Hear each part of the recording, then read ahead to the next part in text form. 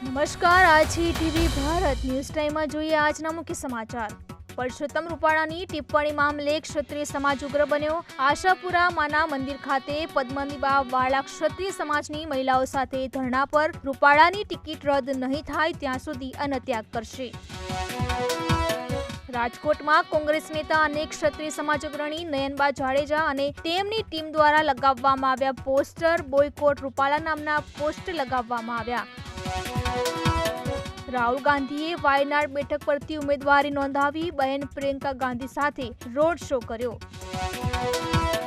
આતિશીએ ભાજપા પર અરવિંદ કેજરીવાલના સ્વાસ્થ્યને જોખમમાં મૂકવાનો આરોપ લગાવ્યો। કહ્યું, જેલમાં અરવિંદ કેજરીવાલનું વજન 4.5 કિલો ઘટ્યું।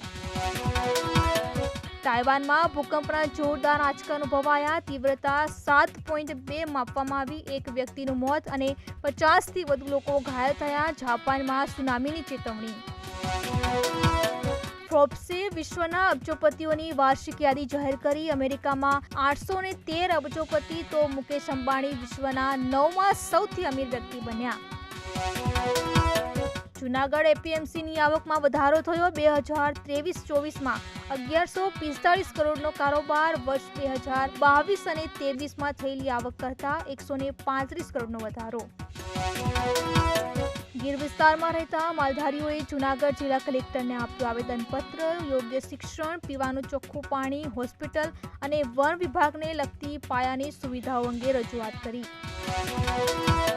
ભારતીય હવામાન વિભાગે દેશના ઘણા રાજ્યોમાં 3 એપ્રિલથી તાપમાનમાં વધારાની આગાહી કરી। ઉત્તર, પશ્ચિમ, મધ્ય અને પૂર્વ ભારતના ઘણા ભાગોમાં તાપમાનમાં 2 થી 3 ડિગ્રી સેલ્સિયસનો વધારો થશે।